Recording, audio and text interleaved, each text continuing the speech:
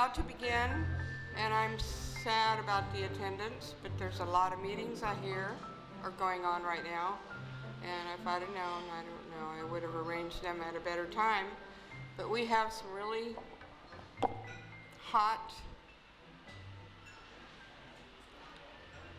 hate the word, pissed off speakers, hurt, and I just felt, really honored to meet Marianne and Steve. So I'm going to introduce Steve Ronnebeck first, and then I'll let him introduce Marianne.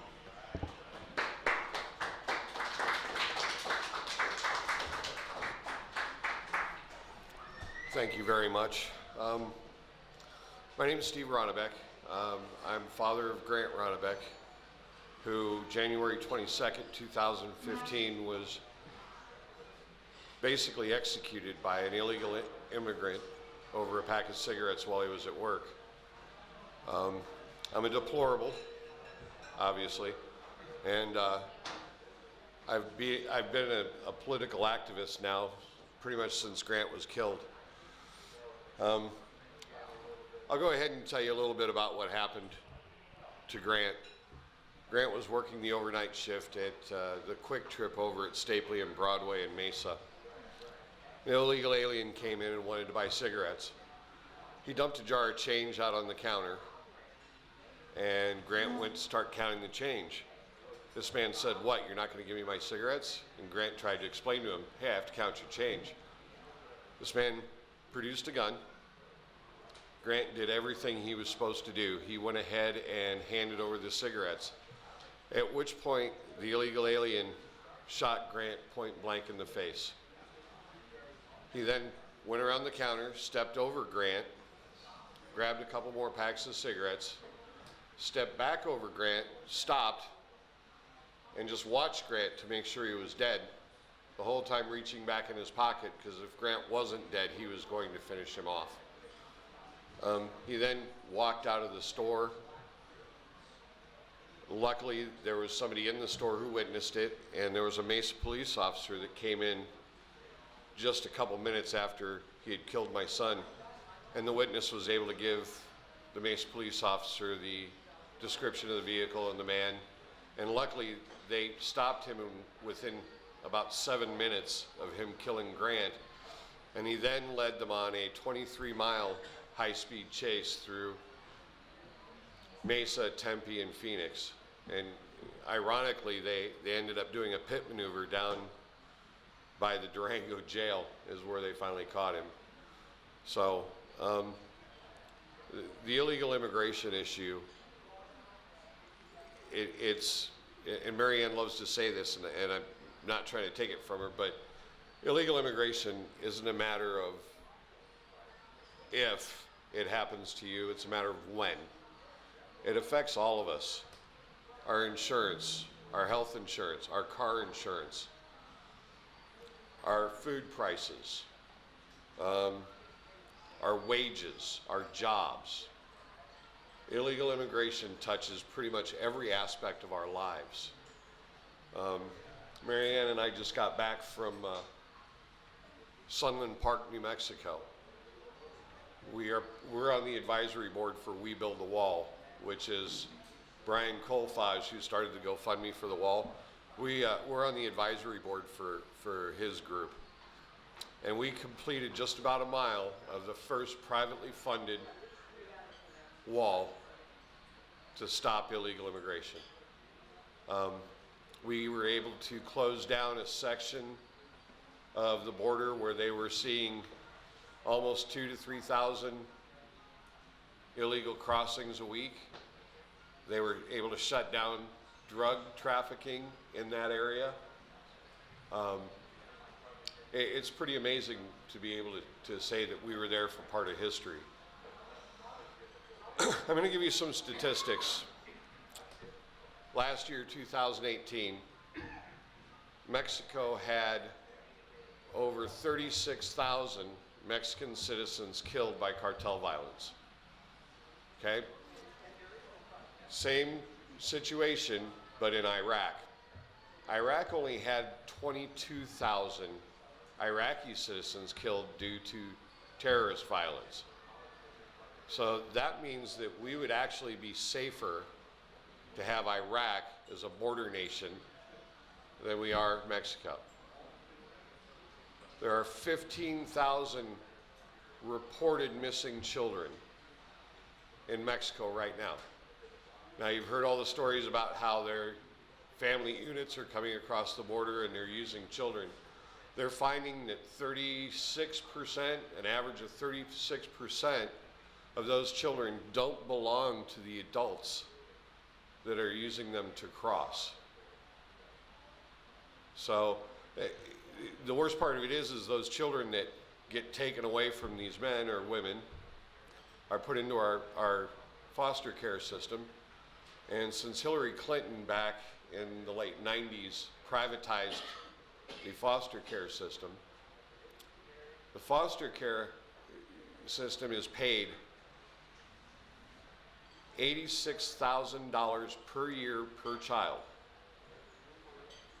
okay, to take care of these children. Now, they're not looking for the children's parents. They're just putting them into the foster care system and adopting them out. So the children are being victimized by the cartel members and by these illegal aliens, and then they're getting victimized again when they get into our country. You've all heard about the drug problems we have with heroin and fentanyl. Right now, Maricopa County is averaging 285 overdoses a month due to heroin laced with fentanyl. Now, 96% of all the drugs coming into the United States are coming across our southern border.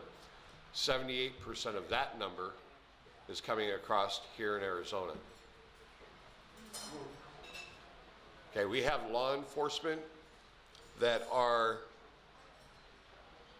accidentally they're coming in contact with the fentanyl accidentally. And we've had at least 5 of our law enforcement throughout the state of Arizona they've had to give them Narcan to reverse the effects of fentanyl. So you have law enforcement at risk as well. The last bust, I think, was yesterday, the meth, 56 pounds of methamphetamine that was interdicted at a port of entry. Yeah. And the ratio is 2 to 1. So for every interdiction there is at a port of entry, double that amount is actually coming across in unprotected sections of our border. Mary Ann and I have been down to several sections of the border between Texas and here, and there's places where there's just 2 or 3 strands of barbed wire. Mary Ann and I, just before the end of the year, took a group of 60 people down to an area where I literally got out of the vehicle I was in, walked over to the fence, and was able to put my foot on the bottom strand of barbed wire and pull up on the middle. And we had somebody it took them 2 seconds to get into Mexico and then come back through. And this is what 80% of our border looks like. We were in McAllen, Texas, 2-3 months ago, where we were under an overpass of a bridge that goes into Mexico, and we found a campsite which was littered with Plan B,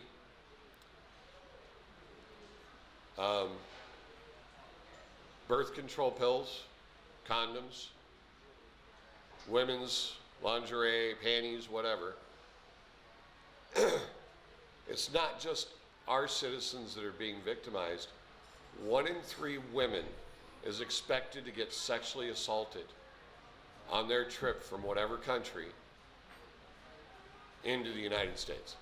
1 in 3. Have you all heard of rape trees? Rape trees?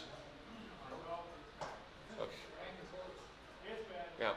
What they do is the drug cartels will, if the human smuggling portion of the cartel uses one of the dope trails, The drug cartels will stop them. They'll rape the women, and they'll leave panties or bras hanging on a tree to warn the human traffickers not to use that trail again. It's sickening. It's a huge problem. We don't have any end in sight other than to do as Mary Ann and I are doing, fighting to build a wall. I've of late tried to send out the message that we just need to close the border at this point. The only way to stop it is to close it. We're deporting MS-13. Trump, a few months back, started deporting MS-13. Well, they've already had 100 and some come back over. They've been caught. Last week they had one that was deported, and 7 days later he was caught after being deported. So he got caught back in the country 7 days later. It's ridiculous. This year alone, we're expected to hit 1.5 illegal immigrants. 1.5 million illegal immigrants. 1.5 million illegal crossings for the year. Now, last year's figure was about $156 billion is what we spent on illegal immigration. At 1.5 million illegal aliens, that number is going to be well over $200 million of our money that we're spending on illegal immigration. Billion or billion? Billion. Billion. You said billion. It's billion. Sorry, that was my mistake. Yeah, it's 156 billion last year, and we'll be over 200 billion this year. Now, the average per illegal immigrant is about $67,000 per year per illegal immigrant are the benefits that they receive. I don't know about you guys, but I don't make $67,000 a year. Okay, that's. They contribute to the economy. I know. And it's funny because they do say that. They say, oh, they contribute to the economy, they do the jobs that nobody else wants to do. No, I do. I know teenage kids that would love to have some of those jobs.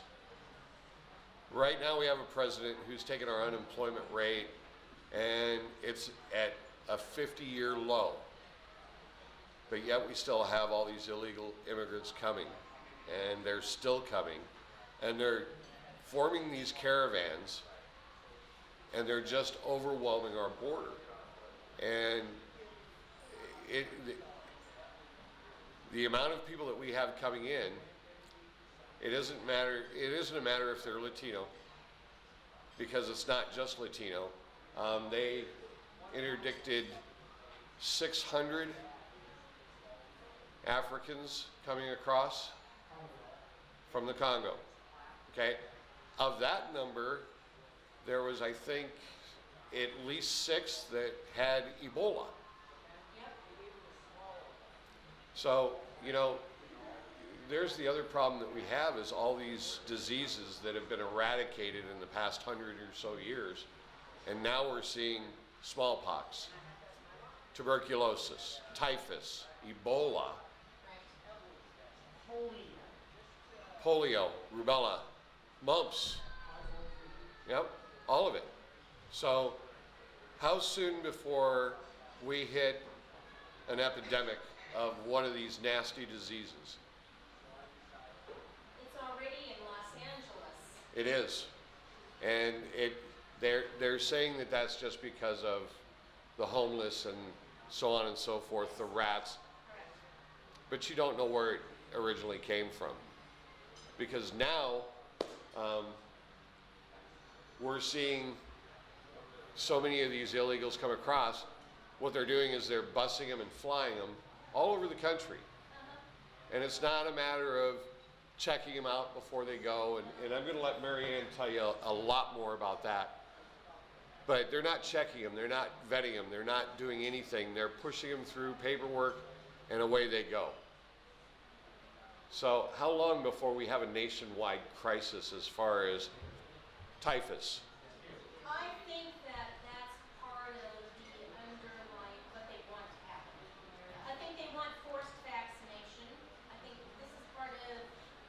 And, and, Forced vaccination. and again, Mary Ann has, I'm not gonna take that away from her because she's got some great information. Yes, sir. What would happen if all of these people all of a sudden were armed? I mean, it's like all over the country, they could all of a sudden have arms, our CIA who arms people all over the world. Well, and I'm gonna tell you, we're friends with Arizona Border Recon, Tim Foley. And I was down and spent 2 days with Tim Foley about 3 weeks ago. And Tim was out doing one of his 8-mile hikes to spot drug cartels and the drug smugglers, so on and so forth. He went up over a ridge and ran into 14 armed cartel members on U.S. soil, carrying AK-47s, sidearms, 40-pound packs on their back of drugs. And he just went over the ridge and they were right there. So what you're talking about is already happening. These armed cartel members are coming and going with a revolving door. Yeah, I was in another meeting about a month ago, and I can't think of his name, but it was Tom Fitton's group, Judicial Watch, and he tore apart Tom Holmes' reputation in front of about 150 people. I have been trying to find out, I think Brandon Judd is a good man, but I've been trying to find out if Mark Morgan has in fact changed since he wanted amnesty and he liked Trump's agenda and so forth. They made him ICE director, and it makes me sick. Every time he's on TV, he's an overactor. He's not the real deal as far as I'm concerned. Well, and Who do we go to for leadership in these critical areas? well, that's a problem right now. Mary Ann and I both know Tom Homan. Is he good? He is a good man. Okay, then He is a very good man. Mark Morgan is not, right? Because his background, I pulled up all the background. He's pro-amnesty. Is he wrong? What the devil's he doing? Yeah, we don't know Mark Morgan. Now we know other people at DHS and ICE. We know several people that are under him that are very good people, and they're fighting the fight every day along with us to stop this and to. Brandon Judd is a very good man. Morgan's background is not good. I have it all. Well, and let's just hope that he doesn't spend very much time there. Yeah, but see, they have 5% resigning in the border patrol. Good men are resigning. And it's happening, well, and it's happening here in Maricopa County too, due to Sheriff Penzone. What do you do? I'm ready to sign up. Well, Jerry Sheridan is running for sheriff. Right. Okay? Support Jerry. Jerry's a good man. And I know he's got baggage because of Sheriff Joe, but Sheriff Joe was also a good man. But Jerry Sheridan knows more about being a sheriff and Maricopa County and the drugs and the illegals than any one man in Maricopa County. He's that good at what he does. Yeah, much to the consternation of the Democrats, I call them the Democrats. Yes, we all do. We had another victory yesterday. Donald Trump beat them on the 5% tariff Yes. in Mexico. Now that was a big victory. Now the problem that I see is not people like Chuck Schumer and Nancy Pelosi. It's the Republicans who were cutting Trump off at the knees and saying, oh, this threat of imposing the 5% tariff just is not good. I mean, it's pathetic. It's just pathetic. Well, and remember that you have a certain amount of our Republican side of our government that has been there for 10, 20, 30 years. Again, term limits. That's the only way to solve it, to get them out. Have you run across anybody that is even talked about, discusses coming from the National Reconnaissance Office in terms of their ability to define exactly how many people are on the border at one No, and to be honest with you, it's just like illegal immigration. Yale study came out last year and said it was more, instead of 11 million illegals, it was more like 22. Unfortunately, to be honest with you, we don't know how many illegal immigrants are in our country, and we don't know exactly how many are on our border. Okay. The reason I mention this is, for the last 20 years, there have been satellites that monitor every square inch of the surface of the planet. And before they closed access to some of the databases, I got to actually peek into some of the databases. I mean, they can go and tell you exactly how many flowers are in bloom of heroin in Afghanistan Right. on any given day. I mean, this could be done. Mm-hmm. And I've seen the databases. I mean, I know it's real. So they can do the same thing with the border and tell you exactly how many people are on that border at any given hour. Why in the hell isn't this brought forward or discussed or shared, or how come this was not in any kind of parlance? Well, and again, you're asking a question that Mary Ann and I ask on a daily basis. Why isn't the truth getting out? Because they don't want it. Yeah. I was telling this gentleman in the back earlier, it doesn't follow the narrative, okay? The Democrats have a narrative that they want to follow, and if Mary Ann and I, we don't follow their narrative. They don't like hearing it. So some of these governmental statistics never get released because somebody puts the kibosh on them. I haven't been keeping up with this, but I got a couple friends that live in Maricopa by the Beagle Valley. Hmm? There used to be signs up there that said, "Don't enter, it's too dangerous." That Beagle Valley is totally controlled, was totally controlled by the cartels. Is it still controlled by the cartels? Oh yeah. Here was a problem that they had with Paul Value. When Mike would call and they'd see the activity going on, they'd call Paul Value. He wanted their name, their address, their telephone number, their social security number before he would send someone out. Then the only time he would send someone out was when there was a helicopter, a news helicopter. That to me was very disturbing, and that wasn't just once or twice, that was several times. But I was just curious as to whether the Beagle Valley was still under the control and what it probably is. Well, there's Pinal County, they call it the funnel, okay? And all the illegals, the drugs, so on and so forth, once they get here, they use the funnel through Pinal County to circulate through the rest of the country. So yes, it is still, when Mary Ann and I go down to the border, we can see the cartels are on both sides of the border up on the ridges. We know we're being watched. They sometimes have better communications and better optics than even our own government does, even our own border patrol does. But I had one more thing, it's kind of an ancillary thing. A friend of mine was head of the Polk County Services in Minnesota. She was there for 31 and a half years. And she told me that in Minnesota, after 30 days, you become a legal resident, regardless of your status. They then immediately become eligible for as much as $3,000 per month per person. The whole area now is flooded with swallows. Yep. And I'm talking in a small town, 20,000, 10,000 people in the town, 20,000 people. She was essentially forced to resign. She was forced to retire simply because when they come in and apply, she would put off the date as far into the future as she could, a week or 2 or 3 after the 30 days. And because she was doing that, she was told to stop that they had to come in immediately the day they were there. She was forced to resign. The Lutheran Social Services was bringing in, the Catholic Social Services are bringing, now they're bringing in from Guatemala and Honduras.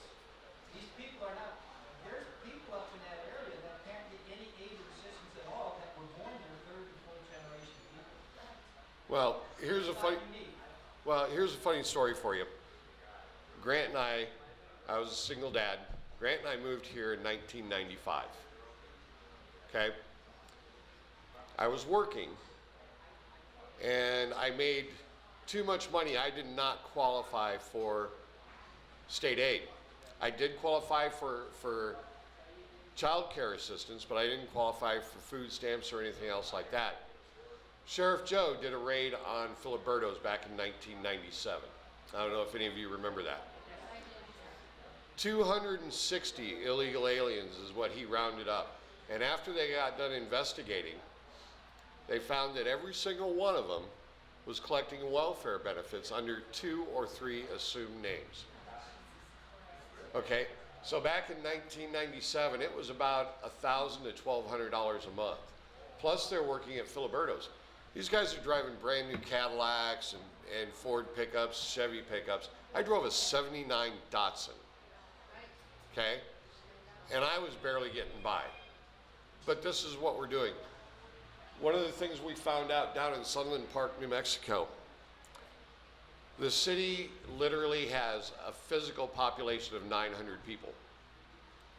But on paper, they have well over 12,000 residents. Found out what they're doing is citizens of Juarez and their Mexican citizens come over here, they get a post office box, and they file for welfare benefits. So they're living in Juarez, but they're collecting welfare benefits under the United States system. They walk across every day, and the Border Patrol ignores it, and ICE ignores it. To a certain extent, yes. It's just a migration every day from morning to 4. Same thing as Halloween, too. Steve, I take it you're a hardcore drug warrior in terms that you want no drugs, you're opposed to all drugs. I am opposed to the drug trade. If I were to sit here and tell you that we're going to get rid of all the drugs by closing off the border, it's not going to happen. Well, every problem that America has, especially with drugs, it's usually been solved someplace else, like Western Europe 10 to 50 or 100 years ago. Western Europe, about 10, 12 years ago, started setting up clinics where if you wanted to do drugs, the hardest drugs, the deadliest drugs, great. Take them to this clinic. They have doctors there so that when somebody ODs, they have the Narcan or whatever it is that they need. There was one clinic in, I think it was England or Lisbon, where in 1 year, one of these is one of them, 120 people OD. How many of those 120 people do you think died? Probably most of them. None. None. Hold on, I'm not done. So what I'm saying is that here, you're taking this approach of, let's stop the war, let's stop all these drugs from coming into our country, when the real problem that's causing these drugs to come into our country is the war on drugs. It's the government that is enforcing this war on drugs that has been solved in so many other places. But Americans are too stupid to realize. Actually, what the problem is the corrupt Democrats, especially like in Sunland Park, New Mexico, they're getting paid off by the cartels. It's been proved right back to the Clinton Foundation. So I understand what you're saying. Sir, but Democrats and Republicans have been voting for the war on drugs forever. So I didn't think I was interrupting. I thought this was a Q&A. the Democrats are getting paid off by the cartels. There's proof. The Clinton Foundation took $15 million from El Chapo. The complete city government for Sunland Park, New Mexico had to be ousted and re-elected because they were taking money from the cartels. It's complete democratic government in Sunland Park. So there's a lot of problems with drugs, so on and so forth. And there's a lot of people that are to blame. And to a certain extent, yes, our own government is to blame. But to stop the war on drugs, no. Let me follow up. Would you be in favor of America trying to institute these policies regarding the drug war and the medical problems associated with it, like Europe has done? What I'd be in favor of right now, and just being honest with you, I don't care about European countries. I care about America. America first. What I'm in favor of is doing just like Reagan did and start burning these fields of poppies, burning these factories that they're using for meth. I am totally in favor of the president deeming these drug cartels as terrorist organizations. And how's that been working out? Well, I don't know. It hasn't been done yet. Oh, Reagan did it in the Nixon, 80s. We've been doing this since Nixon. It's a total failure. Any expert on the war on drugs will tell you the war on drugs has been a total failure. Keith, am I right? Am I right about it? Wait. I think we're way off the topic. Yeah. Let's get back to illegal immigration. Well, you gotta understand, one more thing on this. The drug fentanyl didn't exist 12 years ago. I've been all over Europe. I know what's happening in Europe. I used to be a paramedic to know where it's happening. And I know what I'm talking about this kind of stuff. I've been there, done it, seen it. And even the Swiss had people, you can walk around Zurich, and you see people overdosing on heroin back then, back 12, 15 years ago. We need this war on drugs. We need it. Give me one positive social redeeming value that drugs brings to any society. You can't do it. For us, the war on drugs has been a failure since there was a war. Oh, I don't know. Okay. Reagan did pretty good. Positions laid out. Let's get on to immigration. I would Let's get on. Hey, let's Program. bring some order into this room. I would contend that there is no war on drugs. Our troops are over in Afghanistan protecting poppy fields.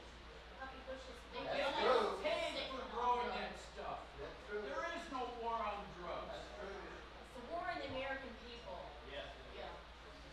It's to keep us sick, it's to keep us psychologically messed up in our heads. Well, And not knowing what's really going on and again, unless you really research. you know, it's one of the favorite sayings, follow the money. Right. Where does the money end up? I would say People lining their pockets. the money cartels of the Federal Reserve and IMF and the deep state. Yeah. Well, and believe it or not, what's actually giving the cartels more money now than the drug trafficking is human trafficking. That is the sole number one moneymaker for the cartels at this moment. Okay. I know in the deputies in Cochise County are told whatever is west of the Whetstone Mountains is no longer a concern. We know that. But I wanted to give you some of the good news. Some of the good news. We've been 50 years of this disinformation, this war on America, the war on the people of Burma. It's changing slowly. And what I wanted to say is kids 20 through 25 have been indoctrinated and lost it. But the new kids coming out, 18 to 20, have gathered their information from news sources. Gen Zs. They've been pummeled differently with information. They don't believe it. And the word is starting to get out slowly. You know, the drop in ratings for CNN, Arizona Republic's loss of viewership, except people moved to Arizona so much, the first day on paper they get is Arizona Republic. But I know that your word is getting out slowly. That doesn't feel like it, but your name is actually known to some kids. And In it's that smaller age group. Now, I just want to ask the question.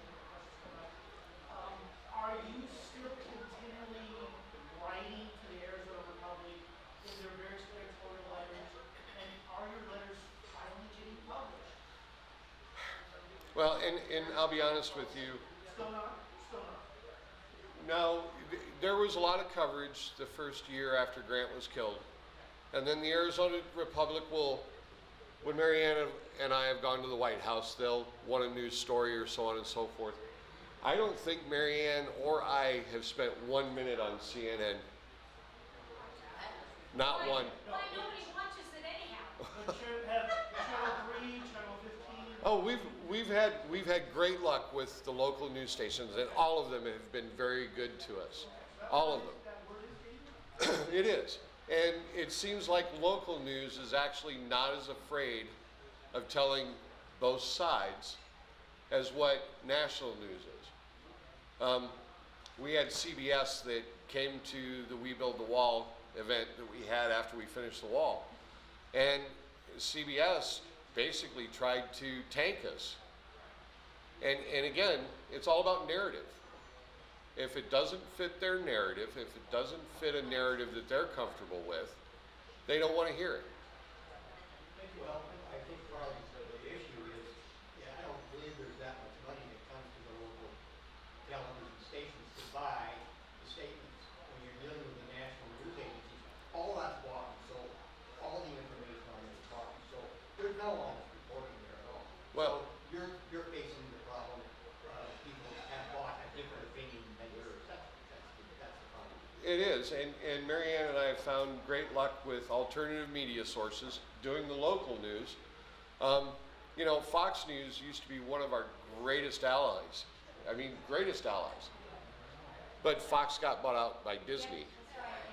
So now the narrative on Fox has even changed. You still have Hannity, you have Tucker, you have Judge Janine. But other than that, you see a slow progression of change in Fox. And it's going to tank you then.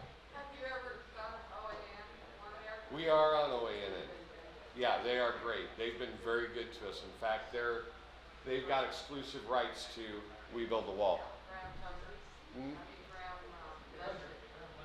Yep, Graham Ledger, and then we have Neil. I think he just started. Liz Wheeler. Yeah. So, I mean, all of these things, illegal immigration isn't, there's no easy solution. There's no one thing that's going to fix it all. And I agree with you. To a certain extent, I agree with you. The war on drugs has been a failure. I do agree with you to that extent. Thank you. Thank you. But I also know that Reagan did a very good job of putting a huge dent into the war on drugs. That's because he wasn't afraid to go burn fields, and he wasn't afraid to take on the cartels. Dr. Michael Savage just told you his story once. Yep. Have you ever spoken to Dr. Savage? No, I haven't. No. He's never reached out to you. He hasn't reached out to me. He told your son's story. And I appreciate that, because it is probably one of the worst things that any one human being can go through. My family is forever devastated and changed. And doing what I'm doing here today is how I deal with my grief and how I want to make a change. I don't want to be famous. I don't want to be, you know, the person that knows everything. I just want to make a change so that this doesn't happen to any of your families. I'm a Vietnam Air Force pilot, and we were forced to fight the war in Vietnam with our hands tied behind our back. Yep. We had so many rules and regulations. Now, the reason I'm bringing that up is because the war on drugs is very similar to what we were put up. Our hands, we had a war on drugs, but our hands were tied behind us just like they were in Vietnam. Well, and believe it or not, our law enforcement, our border patrol, even to a certain extent, our military, their hands are tied because of the rules that they have to follow on illegal immigration. Okay? It's ridiculous. You have a certain group of lawmakers, oh, you can't ask this question, and no, you can't take him in, and oh, no, you can't do that. Well, let me tell you, had my son's killer been deported immediately after they were done with him for his first offenses, my son would still be alive. Right. 2 weeks before my son was killed, he pulled a gun on his stepson. The stepson called the police, and they didn't pick him up. Had that happened, my son would still be alive. There was a Mesa sitting judge that wrote a letter to ICE saying how dangerous this man was that killed my son. Had ICE acted on it, my son would still be alive. Had President Obama not signed the illegal executive action for DACA and the other whatever it was, that man would have been deported immediately, and my son would still be alive. Where is this piece of garbage? He's sitting in jail. I don't know which one, but he's here in Arizona. I have yet to have a trial. 4.5 years later, I've yet to have a trial. Oh, God. So we're awaiting trial for the murder. You're hearing from victim services that there's still no trial. No, well, the defense is playing a game, and this is something else that has become a norm. The defense is playing a game, and they're claiming intellectual disability. Okay? So what they're trying to say is this man wasn't smart enough to realize the repercussions of his actions.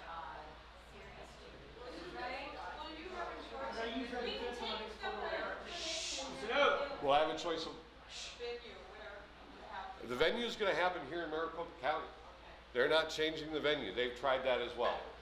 Are you able to get on, like, Steve Kate's show or Wild D on Saturday night, or just, can you get out there before this court date and get some emotion going for you? Oh, there's going to be a press release before the trial starts. There'll be a very large press release. I can't. To a certain extent, yes. No, but the information I have only comes from me. So there's things I know that the general public doesn't want. They don't want the general public to know. And Of course. and again, I don't want to do anything that's going to screw up that trial. So yeah. I don't like to use the term statistics for dealing with real people, real emotions, and real feelings. How many more people are being injured, harmed, just an estimate every day, just in Maricopa County by illegal? Is there any way to gauge that? I do not have the statistics for Maricopa County, but I will tell you, Border Patrol released a number 3 years ago. Was it 2015? The 24 a day? Okay, 2015, CBP released a figure of 24 people a day die at the hands of an illegal immigrant. So should we triple that or quadruple that? That was countrywide, though. That was countrywide. So 1 an hour. 1 an hour. And that's just from illegal alien crime. That doesn't count the 100,000 plus that are assaulted or raped. That doesn't count the 70,000 that die of drug overdoses. That doesn't count the 200,000 plus a year that are affected by identity theft. I mean, come on. And that's not getting out. No. Well, and I'm gonna give you guys one. Yeah, I'm gonna give you one more statistic, and I'm gonna turn it over to Mary Ann. Since 2014, North Carolina has a huge problem. Okay, and this is heartbreaking to me. But since 2013, there have been over 8,300 sexual assaults against children committed by illegal aliens North Carolina? in North Carolina alone. That's only what's reported. Over 8,300 sexual assaults against children. No, that's since 2013. Go to NC, like North Carolina, ncfire.info. Yep. You will be sick. It'll make you sick. Fire. ncfire.info. These are our children. And you know, my son's suffering is over, and I'm not trying to take anything away from what happened to him, but these children that are being sexually assaulted, they're going to suffer the rest of their lives. And not saying that the man that killed my son did Grant any favors, but at least Grant's death was instantaneous. But I can't even imagine being a child and having to live with being sexually assaulted over and over again by somebody who shouldn't be in this country. Any more questions? Yes. Yes, sir. Very often on TV you see rational, intelligent people that are espousing the same views that you have, And then it seems like for every one of those folks, there's some rational, intelligent person on the other side who says, for every buck that's spent on a physical wall, we could actually do better with that money through electronic surveillance and physical troops in jeeps and vehicles going along the wall instead of spending it on the wall. What are your thoughts on that? Okay, the biggest advantage to having the wall is, number one, it's a deterrent. It's not just electronic. It is a physical barrier. It is a deterrent. Number two, our Border Patrol is so overwhelmed right now that we don't have enough staff to take care of just electronic monitoring, so on and so forth. We need that barrier to shut down these sections so that it's a force multiplier for the Border Patrol. Well, and the just as smart people that say this about electronic are the just as smart people that say, let's spend $200 million on illegal aliens and more as they keep pouring in, and let's not protect our border and give any money to protect our border. This is their mindset. It may be a great idea, but they'd rather give $200 billion to support illegal alien criminals in our country than $25 billion to build a barrier. I would. It's perpetual. I would disagree with that, but I want to follow up with one quick question here. What's your stand on actually ending W's wars of choice like Iraq and Afghanistan, so we have more money here to do things like build a wall? And I believe in that. I agree. We need to end the wars there. Trust me, I believe we should bring those men home, those men and women home. Like quicks like, or oh, we got to do it with honor and make sure they can support themselves. The bullshit, pardon my language, we've been hearing about all wars for 100 years.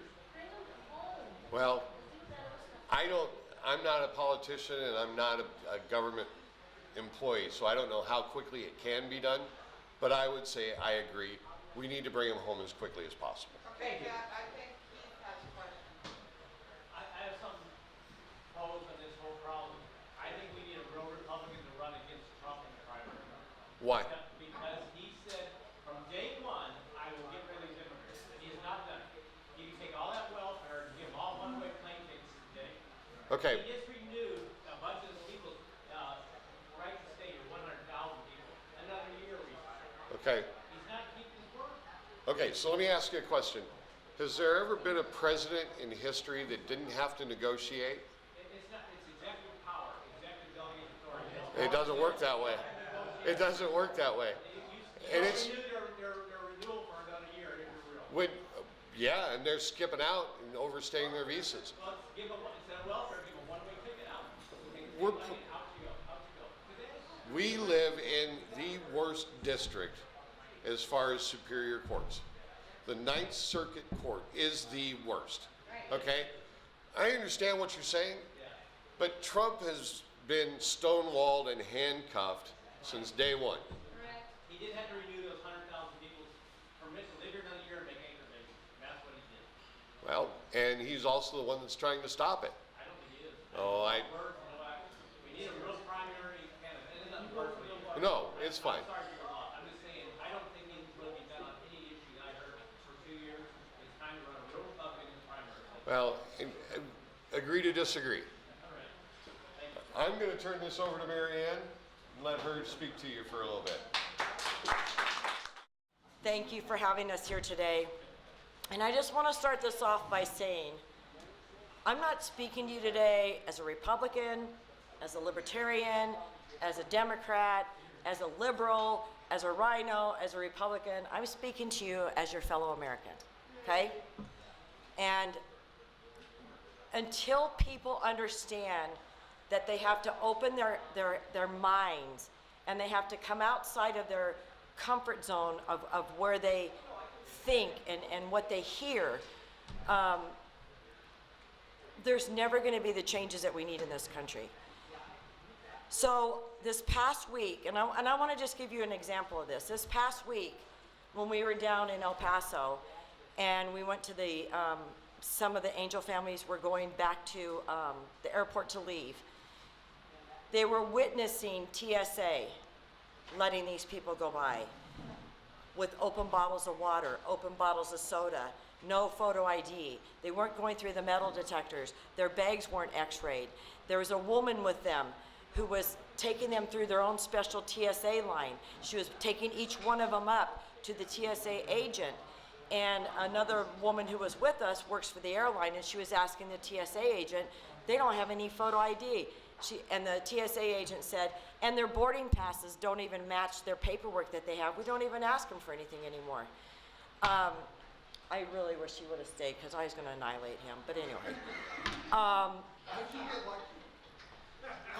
What's the deal? I think he knew when I said what I said under my breath. But anyway, that's a closed-minded American, and it makes me sad. So many FFA and FAR rules were being broken. It was mind-boggling to us. And so they got me all the information. And Steve and I have seen this at airports. And when we were down at McAllen, it was happening down there. When we got back home, I got all the information. I called Andy Biggs. Well, first of all, I called my contact at ICE, John, and I said, what can we do? We have to find out from DHS who's letting this happen. Why is TSA allowing these people through? He said, call your congressman. So I immediately called Andy Biggs. I said, you need to get Matt Gaetz, you need to get Steve King, you need to get, who were the other ones that he had? Paul Gosar. I mean, he needed to get this group of congressmen together and congresswomen to question DHS. I then called Sean Hannity, sent them all the pictures, all the firsthand accounts. I was putting it out on Twitter, and people were saying to me, where's your news source? I said, there is no, I'm trying to get it out to the news, but this is eyewitness accounts, and I don't need anybody to tell me what any of us have seen and witnessed. Well, then it's not true. This is what our society has become. Now, as you're walking through airports, you hear on the overhead, see something, say something. See something, say something. Guess what? That's what we decided to do. Gave all this information to all of them on Monday. Tuesday morning, Sean Hannity broke it at SeanHannity.com. Andy Biggs now has a letter that he's put together and sent to DHS with 8 congressional leaders' signatures on it, demanding, there's a whole list of questions, demanding to know why any of these people are getting on a plane with not one of the 15 required items from TSA. The TSA agent did tell the flight attendant, well, these people are screened off site at the El Paso airport. They're not arriving with Border Patrol, they're not arriving with any government official. Guess who they're arriving with? An attorney for the Catholic Diocese in El Paso. That means that they came from one of their facilities. There's no way they can be pre-screened there. Yeah, it's all about money. If you were with a tour group and you arrived at their office and they took you to the airport on a bus and they said, oh, our people are all pre-screened, do you really think you'd skate through TSA and not have anything done to you?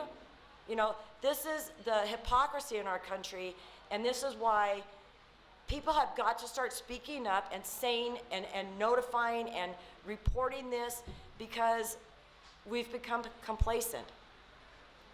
The same thing's happening at the gate here. Oh yeah, Sky Harbor, everywhere. Because the itinerary was instead of flying back to Mexico to deportation, the itinerary was flying to Orlando. Right.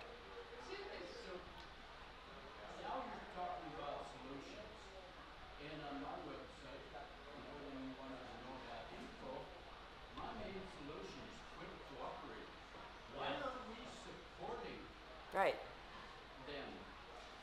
We buy all the products that they advertise on TV. Well, TV, if you watch TV, you're an idiot. Literally. If you listen to AM radio, you're an idiot. Well, and you know, Steve and I really, Go out there and find the facts for yourself and quit right. cooperating. And this is what we're doing. I'm a co-founder of angelfamilies.com. We created that in September, and we have an Angel Families Coalition where there's angel families. Some angel families don't want to speak publicly. Some do want to speak publicly. Some do just want to get on TV. Some do just want to go into a politician's office and scream and yell and record it and put it on YouTube. Our coalition are angel families that are fighting. We're behind the scenes. We're going to make sure that we make a difference. We're going to honor our loved ones that are killed, and we're going to continue to be their voice until the day that we die. We're going to be Grant and Brandon's voice till the day that we die. Angel Families is working on remittance tax. Oklahoma is the only state in this country that charges a remittance tax. Billy Inman, who's a fellow angel father who tragically died very suddenly yesterday morning, he and I talked regularly, and he was telling me a couple months ago that he talks to the illegals on his work route, and they were telling him, you know, Americans are so stupid, they think we're sending our money home to support our grandparents, and we're really sending our money home because our relatives are buying businesses in the countries that we've come from. Guatemala, Honduras, they're buying gas stations, they're buying farms, they're setting themselves up for their life of when they return to their country. This money that they're sending home is stoking the economies in the very countries they've come from. They're making all this money tax-free in most cases here and getting all the benefits that they need so they don't have to spend their tax-free wages, sending that all home, building up a life for themselves, and after they've made America, excuse my language, a shithole, they're all gonna go home to a great life, folks. Right. And we're the idiots that are just like going along with this and not allowing our government to pull this off on us. Is TSA a contractor? Oh, they're not. No, they're government citizens. No, yeah, they answer to DHS. Yeah, I didn't hear what she said. I thought TSA was, I thought that all the workers were private contractors. But they're under the directive of Department of Homeland Security. I have a good analysis of your presentation, Billy. One thing that seems to be a big absence here is that one of the big reasons immigrants want these open borders is because that is their future voting base. I'll tell you, I'm going to get into a little bit more of that's going to scare all of you to death. But so this remittance tax, I was looking into this. In 2017, Oklahoma recouped $11 million in a 1% remittance tax. And Oklahoma doesn't have near the illegal aliens as we do here in Arizona.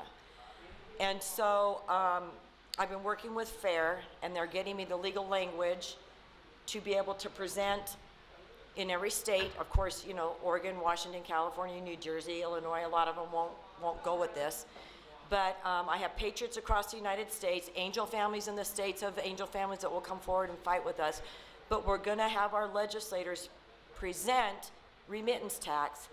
And you have to find a shortfall that your state has in state funding so that there is no way that politicians on either side of the aisle can say no to this.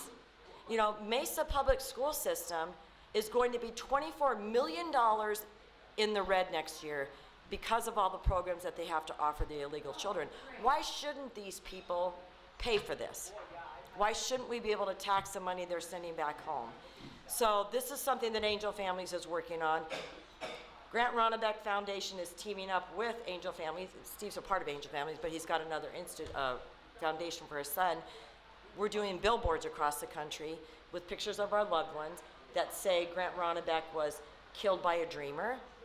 Sergeant Brandon Mendoza was killed by a repeat illegal alien criminal. And all of them have at the bottom, our politicians have hashtag blood on their hands because they're responsible for every one of the deaths of an innocent American.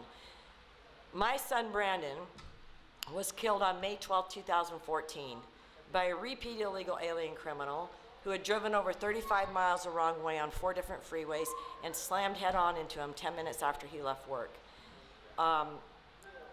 I'm blessed because my son's killer died in the crash. I haven't had to deal with him leaving the country, them trying to find him, awaiting 4 years for a trial like Steve's had to do. I feel like I'm one of the lucky angel families that justice was served instantly to me. So it's been a very long struggle. I mean, I just celebrated, not even celebrated, I just dealt with the 5-year anniversary of the death of my son. He was killed on his brother's birthday. And so this year was not only his death anniversary, it was my other son's birthday, and it was Mother's Day, all wrapped up in one. And so it was a very hard day for me, hitting that 5-year mark. But from the moment that this tragedy really became a reality in my head about a couple weeks after the funeral, That's when I realized I could not let his voice be silenced. He was an incredible police officer. You can Google him and you can just see what he was doing in his community. I mean, he was such a humble man. He would buy Christmas gifts for children in the area that he patrolled to make sure they had Christmas. He had already bought 3 bikes prior to May for 3 grandchildren that grandparents were raising for Christmas that year. So we presented them to the kids that year, and I continued to provide Christmas for them for 2 more years afterwards through the Sergeant Brandon Mendoza Memorial Foundation. Bought playground equipment for the Boys and Girls Club, where he was very heavily involved in that neighborhood, encouraging children to stay in school, stay out of gangs, don't be on drugs. Just, you know, everybody thought they were his best friend because he made everybody feel like they were his best friend. So, you know, if you have the time, Google him and you can see what good he was doing in his community. Annual Thanksgiving dinner he put on, which I've continued, you know, since his death. But it was a huge loss for my family. And everything I've done, it's because, like Steve said, none of us want this to happen to another American family. Every time we have to welcome another Angel family into our group, it's like we're reliving our own tragedy again, because every one of us know exactly what those families are going through. We know the whole process. We know the whole steps. We know how they're going to be, you know, put down and told that they're racist, and just because they're standing up and fighting for their loved one, and who the perpetrator was who killed their loved one or harmed their loved one. And we shouldn't have to live in a society like that. It's not about race. It's about people who are illegally present in our country, folks. That's it. And they shouldn't be here committing one crime. And, you know, so many people have an argument with Steve and I over, oh, well, you know, what about the white men who go in and shoot up schools and they commit more crimes than Americans?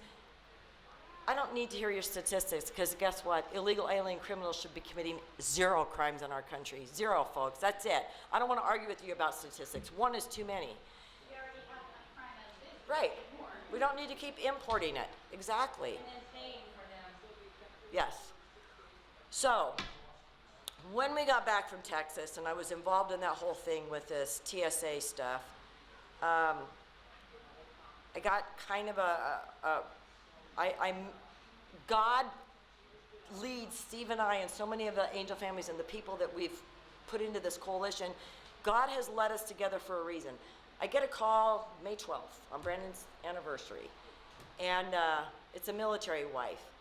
And I still to this day don't know how she got my phone number, but she was alerting me to the fact that the Border Patrol was flying illegals and the plane loads into Air Force bases in Texas for the military personnel to process them, because they didn't have enough room in the detention centers. So now our military personnel is being exposed to God knows what, and they're keeping this pretty hush-hush. And there was another article that she sent me that really made everything all of a sudden just click the other day. December 10th, I think it was the 10th, 2018, the Mexican president signed a treaty with the UN in Morocco. This gave full authority to the United Nations, George Soros, and the Rothschilds to create these huge migration through Mexico to bring all of these different nationalities into the United States, to overwhelm us to where nationality was no longer identifiable. And Soros's basic end goal is to overthrow, get rid of Trump, get rid of this whole thing. The voter fraud that they had done in 2016, they thought they had it won. It wasn't a good enough try. So now they've gone to such sinister, deep-seated, unbelievable lengths to make this happen. When they're bringing these people into our country, the Brazilians are being routed to Boston. The Ecuadorians are being routed to Florida. The Hondurans are going to Charlotte. The Mexicans are going to Atlanta and Philadelphia. They've got strategic points. We already know the Muslims and the Middle Easterns are up in Minnesota and up in Michigan. This has been a strategic plan, folks. They're overwhelming the big cities and the certain places in the country that the Electoral College needs to be guaranteed a win for the Democratic Party. So now what we're seeing is the Africans that they're bringing in. So there was 200 that came in one day last weekend, 150 the next day. There was 200 more waiting right over the border to come the next day. It's actually 10 cases of Ebola that are right there active in Mexico. They're dropping off busloads of Africans from the Congo, from Cameroon, and from somewhere else in downtown San Antonio, folks. The busloads are starting to arrive, and they're getting off the buses, and they're standing on the streets because they can't process them quick enough. The city, manager doesn't know what they're going to do, how they're going to house them. So the other frightening thing that I found out from a residence down there in McAllen, they were in Del Rio. There is a Del Rio, Texas. There's a senior youth center. The seniors and the youth can't use it this summer because they have made it into a detention center. A woman arrived on Monday with 2 children from Honduras, coughing up blood, an active case of TB. She died. 2 more active cases of TB were in the detention center. Those people have left the detention center. They're out in the community. Nobody knows where they are. They called the CDC in to please come in and take care of this so that it wouldn't get to epidemic proportions. The CDC refused. These illegals are going into the bathrooms, pooping on the floors because they don't have flush toilets where they've come from. Pooping on the floors, smearing the feces on the wall. The women are throwing their sanitary napkins on the floor. They're calling in janitors from the community to clean this up.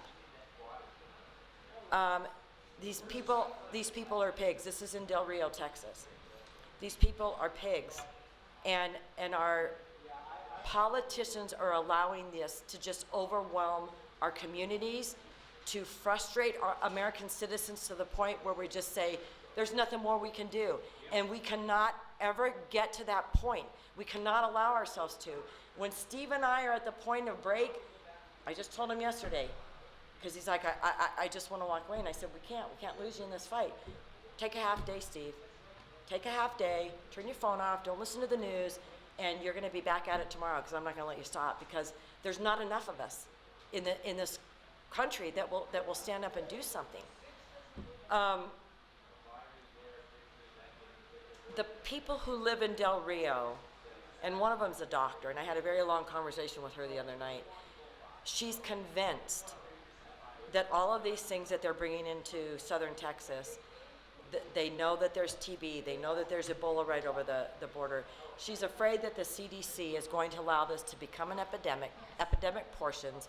They will come in, they will quarantine the area, the president will have no say over that quarantined area by CDC, and they're afraid that they're going to do biological warfare on the people in southern Texas and allow TB and Ebola to spread like crazy and do what they plan to do all along to this country. So I'm never one to have gone on a conspiracy theory kind of thing, but I'm hearing too much of this too often to even allow myself to think that I'm a lunatic anymore. We're not. Yeah. So, unfortunately, Steve and I really haven't been, we were so glad to be called to come and speak here today, because the local community in Arizona, other than the few local news stations that we have, people don't want to hear us talk. They're not interested in, they see us and they see what we're doing, and there's people who are here locally who are involved in politics and stuff, but it just surprises me that more people aren't interested in hearing this sort of things from 2 people who have the time and we're connected with the people, that we're on the ground, we're boots on the ground, we're getting this information gathered from you, because we know all of you can't go out and do all this, but we're doing it for you. And we're bringing you this information free because we care about you as our fellow Americans, and we need your help. So this is where we are right now. And Steve's a statistics guy, man. And, you know, I try and delve into the more kind of, ooh, what's going on and, you know, legislative kind of stuff. We need to stay busy. We need to stay active.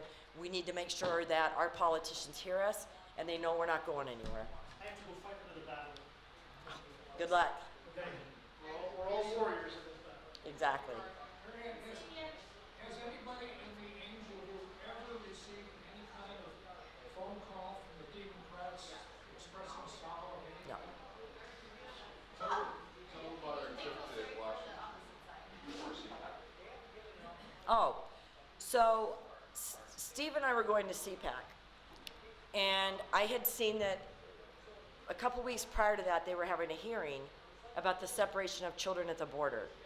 And I went to DC to go to that, and then it was canceled. So we decided to go a few days early because the hearing was happening around CPAC. So Steve and I flew into DC.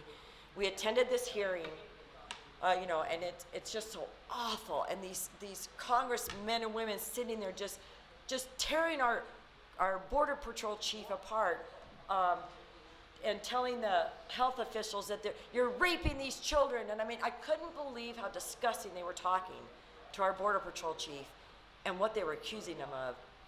And Andy Biggs got up and actually showed the picture of Grant and Brandon and another angel mom who lived in Virginia. She came to the hearing too, and said, what about these families who've been permanently separated? I don't have the option of calling Brandon. I don't have the option of going to visit him somewhere. I don't have the option of emailing him. And I'll never hear him say, I love you, Mom, ever again. And these politicians don't care. And so we had gone door to door. I mean, we picked strategic Democrats that we wanted to go speak to, Democratic congressional leaders that we figured weren't so far left that maybe they would listen and maybe we could have a conversation, and we let them know we're not the kind of angel parents that come in here screaming and yelling. That isn't us. We're here to have a comprehensive conversation with you, and let's come to some common ground on this issue. Was it one office that basically was, It was California. Lee. Yeah, That was the only chief of staff that gave us time of day. yeah. We did go to Ocasio-Cortez's office. Oh, God. We did. And the minute we told them, hi, I'm Steve Ronnebeck, and I'm the angel dad, and this is Marianne Mendoza, and she's the angel mom, it's like, squirrel. Of course. And the outside, when you walk up to her office in the congressional halls, the walls outside of her office are covered in colored Post-it notes, because they have Post-it note on her little podium outside her office. And so people write, way to go, AOC, keep it up, AOC, and they post these Post-it notes all over the walls around her office. It's ridiculous. I understood quite a while back that Stephen Miller, who's very close to Trump, was tight on immigration, everything that we were talking. What's happened to him since is He's still there, and he's a very strategic part of the Trump immigration think tank and the policies. But because he's so attacked by the media and the liberals and stuff, they kind of keep him out of the spotlight. And I think it's more along his lines wanting to be kept out of there.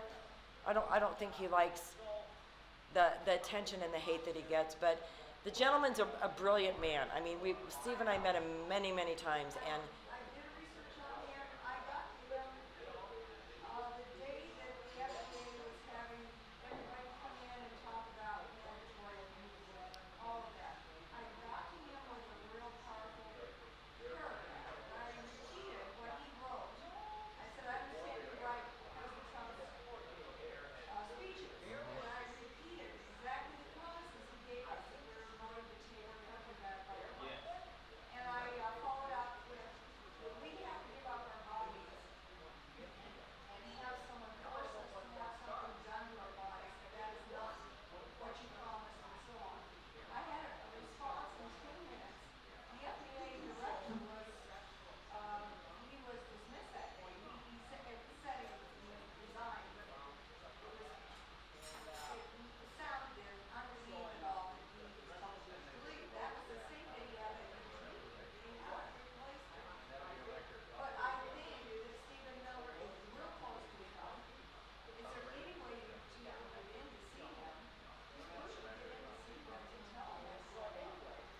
They know what's going on. Listen, the opposition, I mean, even though that judge ruled that Trump could still go ahead and use the Pentagon money, the defense money to build the wall, they still have the lawsuit in the Ninth Circuit Court that the ACLU and Sierra Club has filed.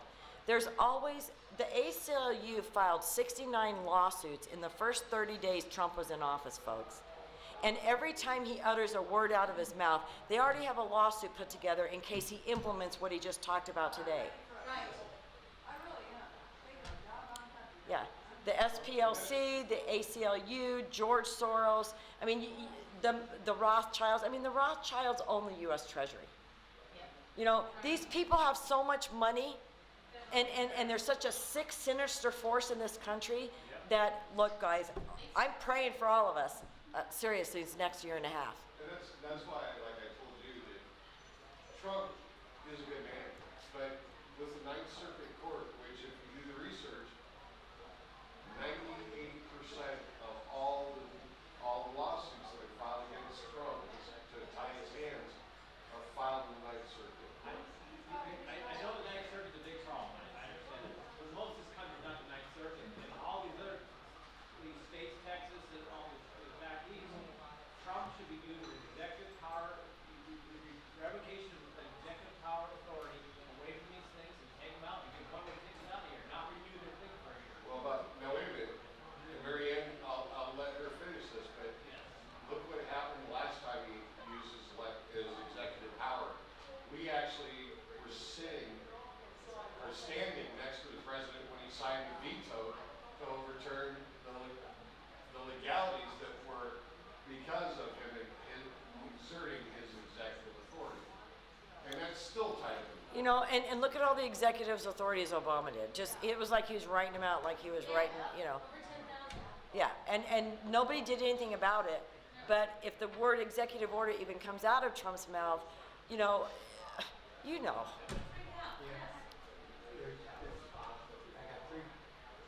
two questions at one point on the executive power thing. There's an exact conception in the traditional political culture of how you use that. You declare that there's a national emergency, there's an insurrection, or sedition active, and it has to be put down. And that way he can then use his executive power. Short of that, he can't. He's not been willing to go to that level yet. So when he's willing to do that, that's when it will happen. Because I heard about Hillary being in jail for 2 years, I hear about the wars in the Middle East stopping, and I hear all these immigrants are getting the heck out of here, they're not. Look, he's surrounded by people in the White House who give him the information that they want to see him get. I put a call into Mercedes Schlapp because talked to her assistant, actually, and Mercedes called me back, and I said, Mercedes, you need to get Steve Ronnebeck and I in to see the president. I don't want to come to the White House for an event and have a 2-second meet and greet with them, or 2-minute, and then we do the event and then we're shuffled out of there. Steve and I have a ton of concerns, and as angel parents and as American citizens, I'm wanting a 15-minute meeting with our president. And this was 3 months ago. But the phone call's going to go back in again. I know he's due back from Europe, and I'm going to try again because we've got too much to talk to him about. Wait. Have you ever made any contact with Alex Jones? Yes. Because if you were here on Alex Jones, you probably get a response from Trump personally within pretty quick. Yes. I got a couple of points. I feel like, from what I can tell, majority of people, even not fully Democrat, but maybe in the middle or even to the right, they still watch TV, and so they lean towards that whole rose-colored glasses thing, and they don't see the reality of really what's going on with the immigration.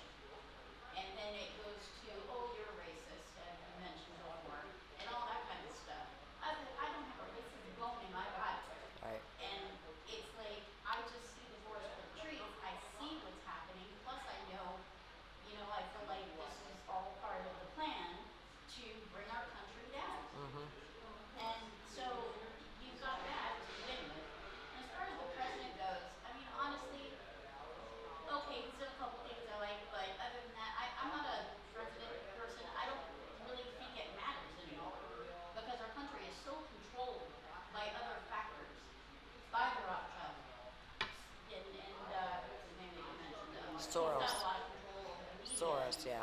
In different, his hands in so many different places. It's like people don't see, and that's why they don't, when you try to go and speak with these people, they're TV watchers. Look, They're not the researchers. normal average American is worried about getting up in the morning and having a job to go to. Right. And having food on their table, and has their kid done their homework, and did you take a shower today? And then you collapse in bed and you get up and do the same routine the next day. I get it. You know, I was a little more informed because my son was a police officer, and I went on ride-alongs with him, and he was aware, and I was very aware of the illegal alien problem that we had and the criminals in our country. But the average American, if they haven't been affected by it, and they don't know anybody in law enforcement, or they're not very political, it doesn't matter to them. And they just keep their fingers crossed and hope for the best for tomorrow. They don't even think. Wait, 1 second. I just want to make a comment, not a question. You talked a few minutes ago about all these different groups coming into the United States. This group over here, this group over here. The same thing is happening in Europe. Yeah. And the reason behind this is not politically correct, folks, but the reason behind this is to destroy the white gene pool. Right. Well, and that Soros was instrumental in Europe. Very instrumental in that. They want to wipe out borders. They want to have people to be able to migrate freely anywhere they want, all over the place. And there's not going to be a middle, lower, upper class. There's going to be the elite with the money, and the rest of us are going to be their serfs. Come on. This is a serious question. I do a lot of study of history, but I haven't figured out how to find if there, the active hand of the Rothschild clan in the current situation here in the U.S. Do you have any specific leads or tangible kind of evidence about that? Because I've been Of who's involved with what? Huh? What is? I didn't hear the hand big. of the Rothschilds in the political circumstances right now in the country. Just Google. UN treaty that the president of Mexico signed December 2018. It spells it all out. There's a huge article. I mean, it's all in Spanish. I had to painstakingly take 2 and 3 paragraphs at a time and put it in Google Translate. It's not in any of the American media sources because it's run by the Soros and Rothschilds. You have to go to socialists and foreign newspapers to get this information, unfortunately. Okay, that's a very specific good lead. Thank you. Were you going to say something? And then, you know, the other thing too, like Pueblos Sin Fronteras, you know, it's kind of been in the news lately because, you know, there's activists that are now being arrested, and they're watching how these reporters and these activists go into Mexico. American attorneys are going down there, and they're actually following them because they're finding out these American attorneys, these sympathetic American attorneys who are really, it's all about money because they're trying to find their Mexican asylum-seeking clients, but they're going down there and giving legal advice in a country where they're not licensed to do this. And so they're kind of cracking down on all of that. But the most sickening thing to me about all these activists going down there is they're 501c3 American organizations, tax-free organizations that are allowed to aid and abet and commit treasonous crimes in another country and escort these people in here. What the hell is going on, folks? Yeah. Yeah, I mean, you look into the ACLU, Soros is a huge contributor to them. He's a contributor to Pueblos Sin Fronteras. Everything nefarious going on, George Soros has his finger in it. My interpretation of the Soros phenomenon, looking at his life stream and his institutional matrix that he's created, is that he's essentially a bagman for the Rothschilds. Yeah, he's an employee of theirs. I mean, he couldn't possibly make the money he's making on being involved in all of that. And Hungary's already said, you're out of here, dude. You know, they've stripped him of his citizenship, haven't they? Do you have any specific references or leads that you've encountered that would give information or evidence about his bagman, actual bagman role? In other words, he's actually getting his money from the Rothschilds, correct? I don't have that. I've just read enough to know that's where it leads to. I mean, there's been enough mentions in these socialist, George Soros supporting type of media outlets that give that information freely. Yes. I grew up 22 miles from the Canadian border in northwestern Minnesota, which is all land. If I wanted to go to Canada illegally to Winnipeg, I'd have no clue how to do it. I really wouldn't.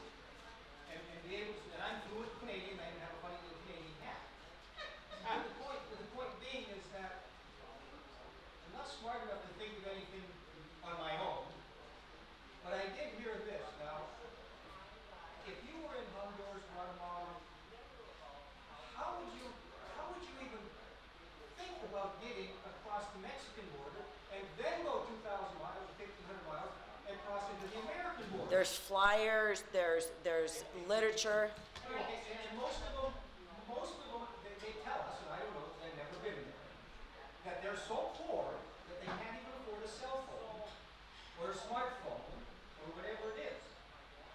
When I heard that they were getting debit cards, quote unquote, to transverse from their home country to here, it made sense to me. I don't know if it's true or not, but it made sense. That there are some evil forces out there that have the resources that they can do this. They can develop the herd, and they can get the herd all going in one direction.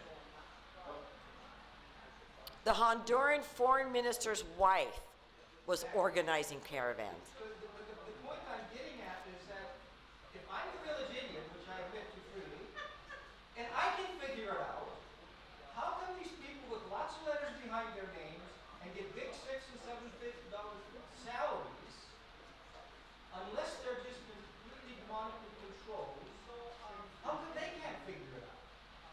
They know. Yeah, They you know. used the term conspiracy earlier, and I say no, there's no such thing as a conspiracy. Yeah. What it is, and this happened to a friend of mine, she was a psychologist from the LAPD for 22 years before she retired, and she was on John Dale's program, and he said, you believe in conspiracy? She said, no, John. She says, I don't believe in conspiracy. She says, this is a network.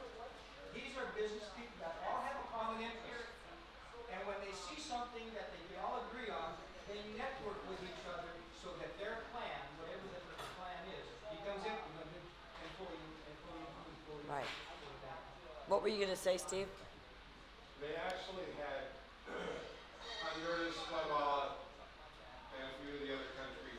They actually had commercials that were running to tell people join the caravan, told them how they get there, and so on and so forth. So yes, this is all funded by Soros or Soros.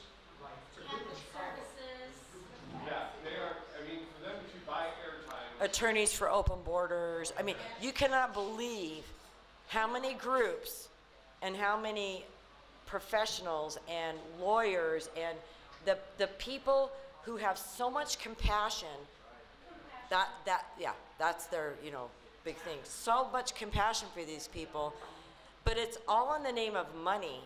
And listen, Steve and I, every time we talk, we bring up the fact that this just isn't about our American loved ones who've been killed. This is about these people who are pawns and being thrown into societies that they have no clue how to assimilate to. Catholic Charities is supposed to, and they're not even affiliated with the Catholic Church anymore because a man bought them out. It's like a privately owned that's just named Catholic Charities. But they are supposed to, with the government money they're given with each refugee, they're supposed to teach them assimilation type things, talk to them about going to their court date, teaching them a little, getting them a little more familiar with what they're heading into. But it's in one night, give them a cot, give them a meal, give them some donated clothing that they haven't bought, it's been donated to them, and ship them out on a bus or a plane because they have to open the doors the next morning to welcome the next government-paying group who's coming through. So. That's what I heard, that the social services, the Catholic social services get, these are some old numbers, probably about $11,000 per person from the government. Yeah, I've heard 8,600 and I've heard 4,500. Yeah, and what they end up doing, the way it was explained to me pretty much is, and this is from somebody I trust really well, because he worked in the welfare office, family friend forever. Then what they do is it costs them about $2,000 per person. They set them up in an apartment, give them some transportation and food. After the 30 days, the legal resident, boom, done, they pocket the $9,000. And then the rest falls on the dummies. Yeah, Catholic Charities in Texas keeps them overnight if they're lucky. Yeah, Lutheran social services is just as bad, if not worse. Yeah. Like I said earlier, I'm a retired airline captain with Pan American Global Airways. When I was flying out of Miami, there's 33 countries in the world that are labeled as Latin American type countries. 12 of those countries are in the South American continent, Western Central America, and one is Caribbean, Europe, Southern Europe. And I've been to 31 of the 33 countries, so I have a pretty good understanding of the mentality. I can absolutely guarantee you, beyond a shadow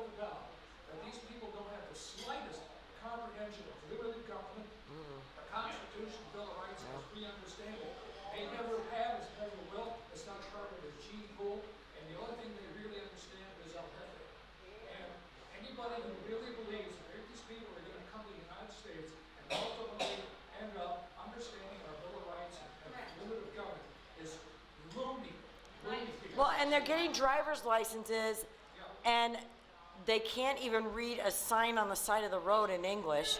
They're illiterate in their own country. Exactly, exactly. So, I mean, you know, and the minute they get a driver's license, they're going to be registered to vote. This is why it's so important for the consensus to have their immigration status, because we have to be able to filter these people out of this. There was something else that I was going to say, and it keeps coming to my head, and I'm like, I'm going to say that next, and then I just keep forgetting. Yeah, well, that's what they are, absolutely.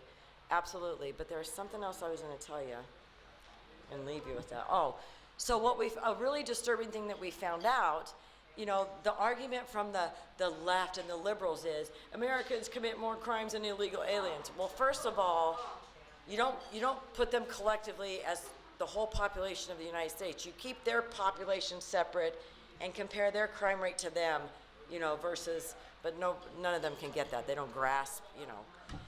So in Texas, because of this whole racial profiling issue that's out, especially with law enforcement, sheriffs gather more of this information. And so in 2015, the sheriff said 25 Americans a day are killed by illegal aliens. I believe them.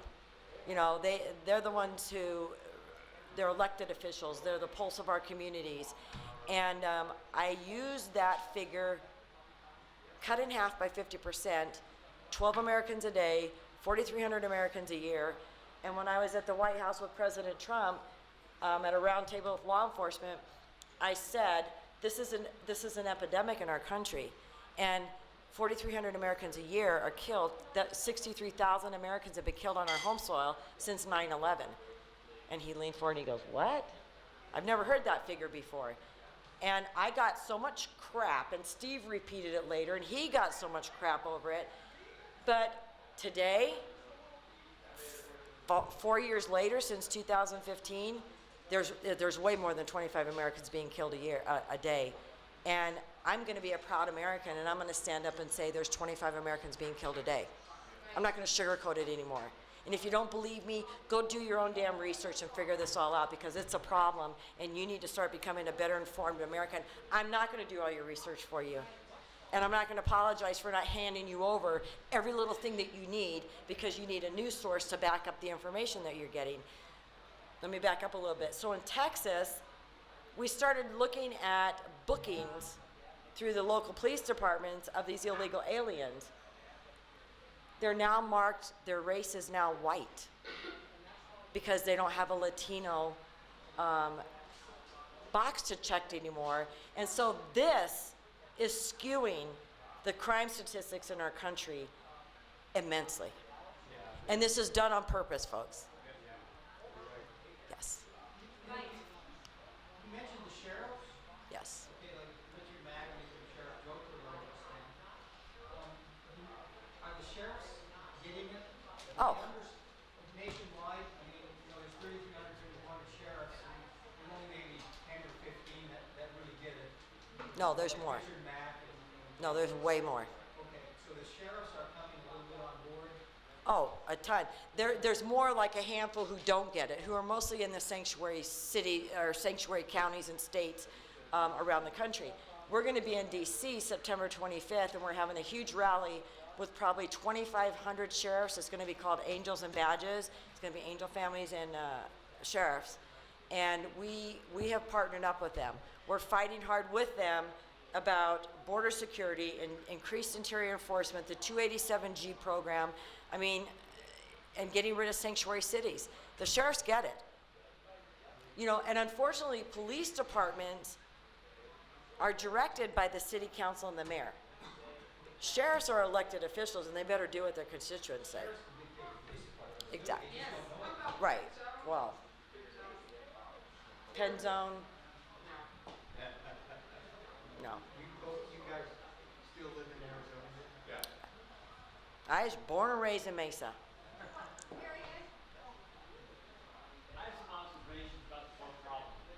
One, the Democrats have been born every baby for 60 years, and they have a disparity. So they're bringing only people into the vote Democrats. The second observation, we got to run away from the word racist, because the reality is there's two parts of the dang world that are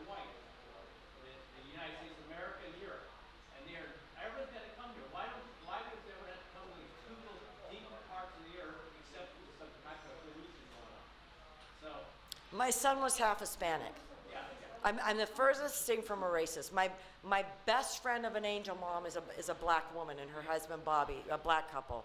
I'm the farthest thing from the racist. My son was not a racist. I didn't raise racist children, but what I am, I'm against people illegally entering our country and thinking that they deserve anything from me and you. It is an anti-white, particularly anti-Western civilization movement. It really is. Oh yeah. I'm not complaining about The end goal of this whole UN thing. is Western civilization to be Yeah, they're the ones who are racist, and they're the ones who want to whiteness out on this earth. Sorry, but they do. Can I ask you a question? If you were orchestrating this program that's now in effect and being very effective and very efficient, what would you do differently than what they're doing? Which program are you saying? This I'm program hearing. to destroy America, Oh, okay? well, first of all, What would you do differently? listen. The first thing, and I've been trying to get this to Trump. He needs to declare the cartel a terrorist organization. Number one, and we've got an open border. Hezbollah has been down in Mexico and Venezuela recruiting for years. That's one thing the Muslims do have is patience. They don't care how long it takes to bring their plan together. But our southern border is the perfect, unhindered place of entry into our country to commit the hugest crime of, it'll be 10 times worse than 9/11. And so, but the cartel has a lot to do with that. The cartel runs Mexico. They could have run these Middle Eastern people out of there. They've got the gunpowder, the manpower, they could have done it. But it's all about the money that they're mixing up too, because the Middle East brings a lot of money to the cartel. They're paying them a lot of money to let them have areas where they can stay, where they can recruit, where they can stay, and then the cartel's charging them more money to bring them over the borders, assimilated and speaking Spanish and stuff. And the Muslims don't care how much it's costing them. Come on. The end goal is to get rid of us too. So the biggest thing is the cartel, a terrorist organization. We have to be able to shut the borders down. The Mexican government is in with the cartel. The Mexican police are in with the cartel. The only ones you can trust is the Mexican Marines down there to do anything about the cartel. That's it. Those are the guys. And now they're starting to become corrupt too, because the cartel is realizing that's their main, force, and so they're starting to infiltrate them and bring money to them.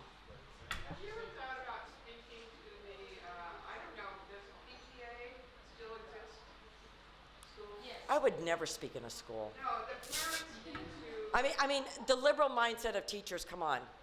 No, I'm not I just don't have the patience for it. I'm talking about the parents. I would be probably run out of there for swearing. I'm not kidding you. What? I'm sorry. I'm talking about the parents, not the children. I don't think that they would have this type of a conversation at a PTA meeting, quite honestly. Yeah. That's on your plate, Steve.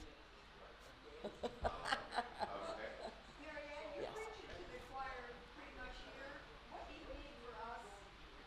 You're probably at least. I've got my business cards. If each of you want to get in touch with me and just send me your information, when I've got legislative type stuff, when we got kind of stuff going on in Arizona that we need Patriots help, I can reach out and put you on our email list to kind of keep you abreast. Our website is angelfamilies.com. We are revamping it right now. We're an LLC. We want to be 100% politically involved in this fight. We have angelmoms.com. That website's not up yet, but that's our 501c3 for people to be able to donate so that we can continue traveling and spreading the words. But our website will be up. It's going to be a political action website. We'll have events that we're going to be putting on, our event in D.C.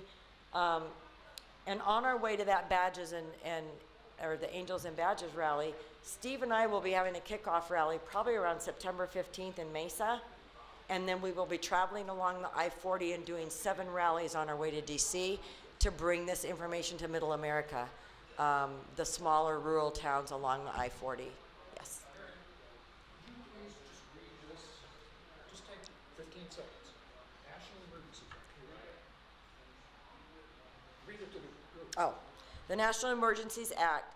Under the powers delegated by such statutes, the President may seize property, organize and control the means of production, seize commodities, assign military forces abroad, institute martial law, seize and control all transportation and communication, regulate the operation of private enterprise, restrict travel, and in a variety of ways control the lives of the United States citizens.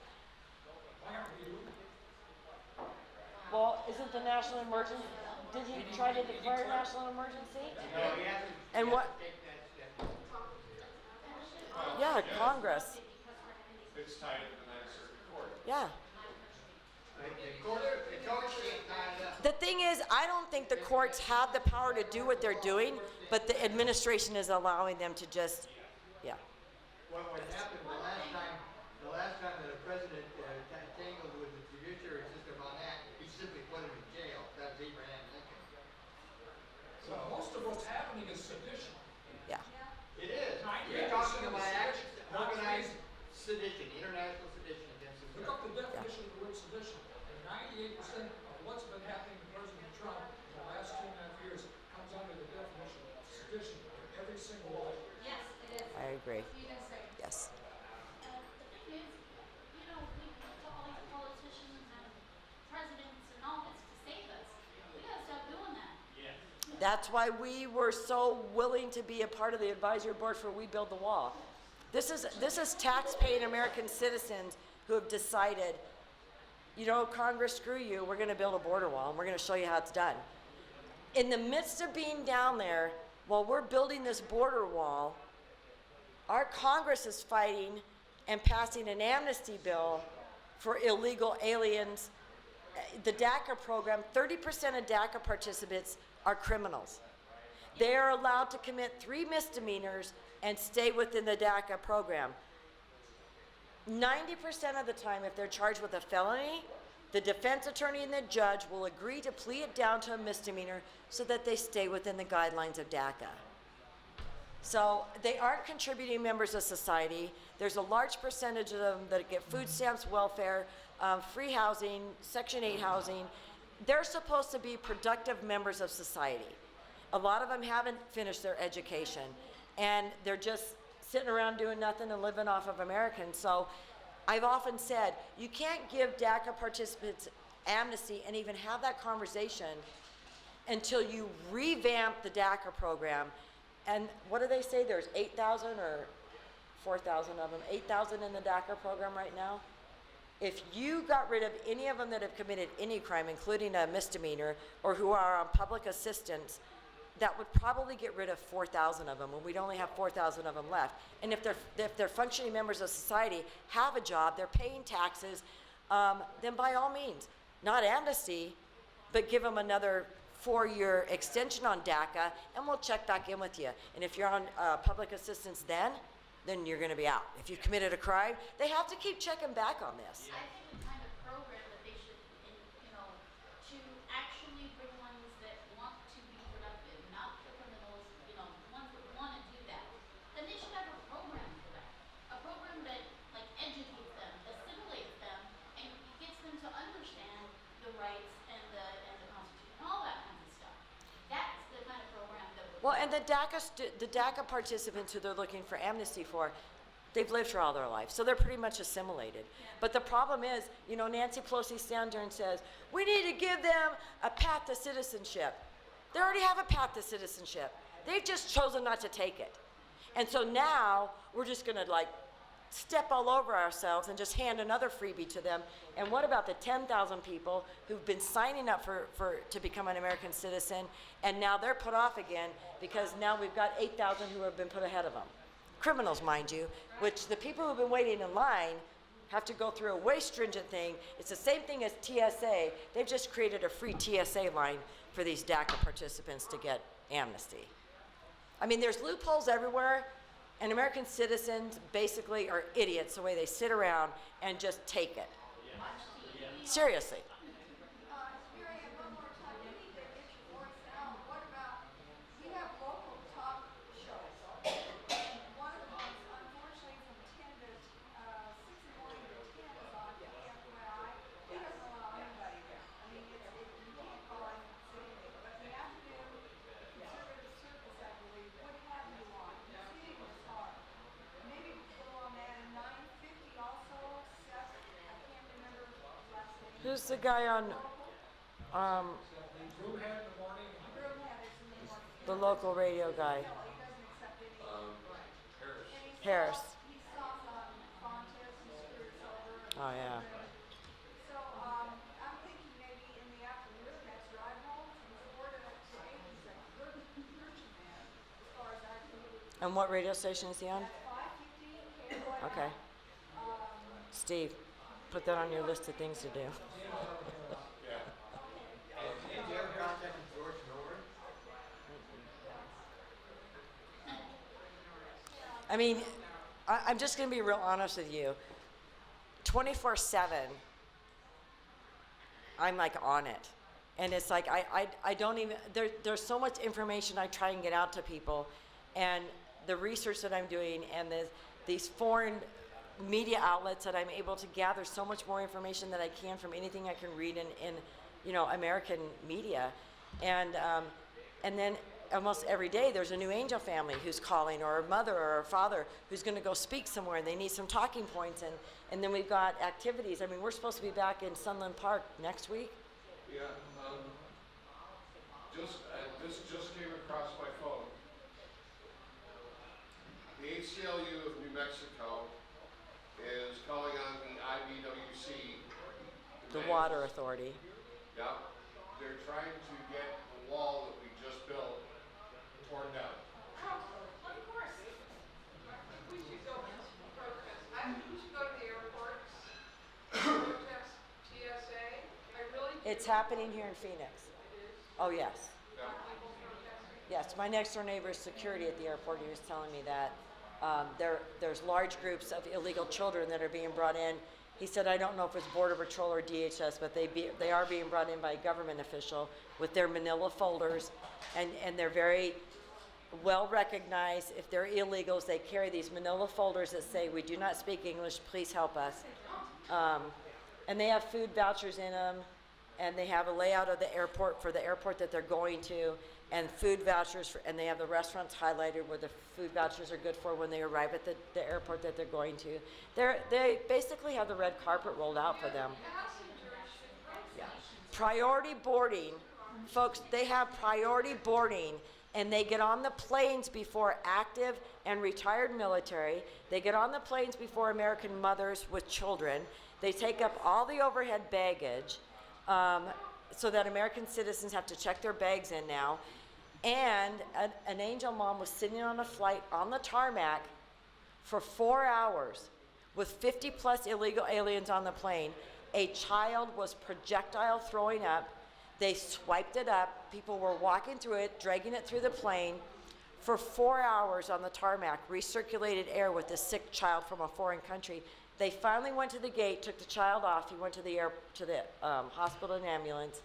They went back out on the tarmac for another hour. The flight was canceled. They come into the terminal.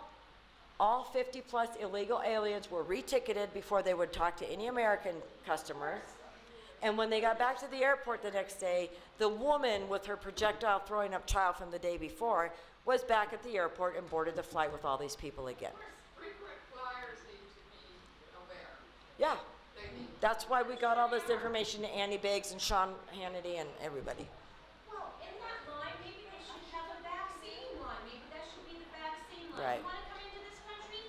Load them up with a And- whole bunch of toxic vaccines. I was driving around Thursday with my mother, and I'm at a stoplight, and I look over at the Walgreens, and guess what was on the electronic billboard outside the Walgreens? Get your shingles shot. Measles vaccines available. When was the last time you saw that in this country? Measles vaccines available. Maybe out with the black plague. Huh? Maybe out with measles and the black plague. It's unbelievable. Yeah.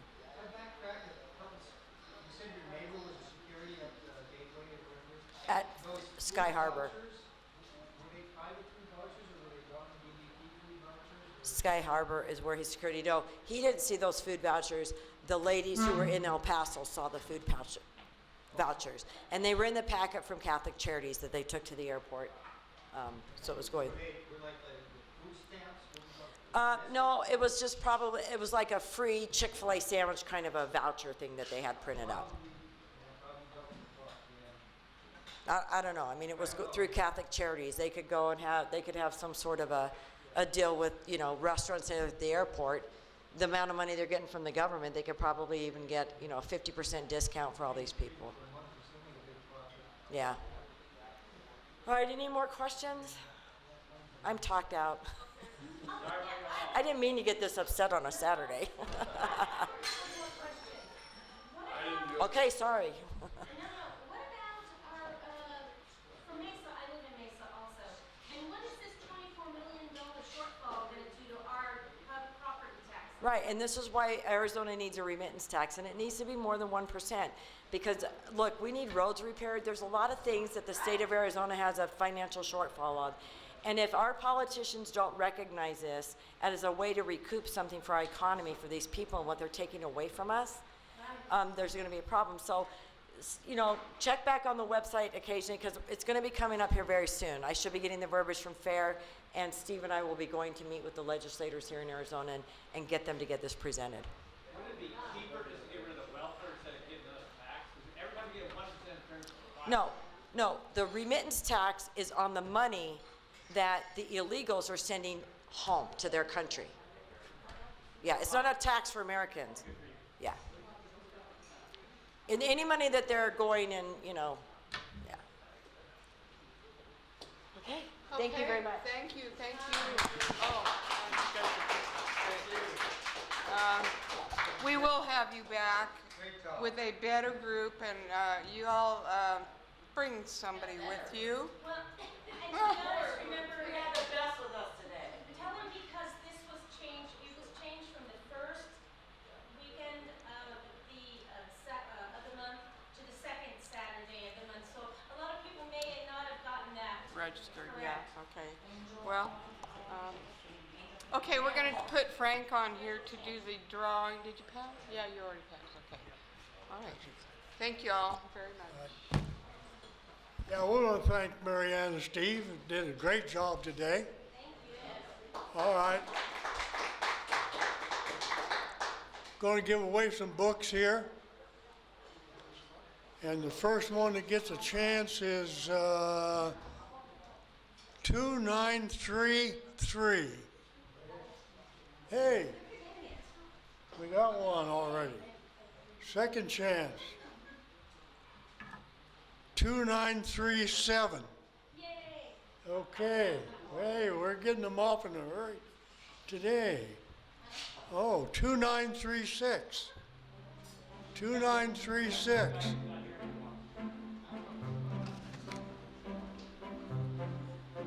Wait a second. I'm illegal and I'd like to just get a book for free. Why? 2943. Okay. Have a good one. See you next time. Drive carefully and have fun.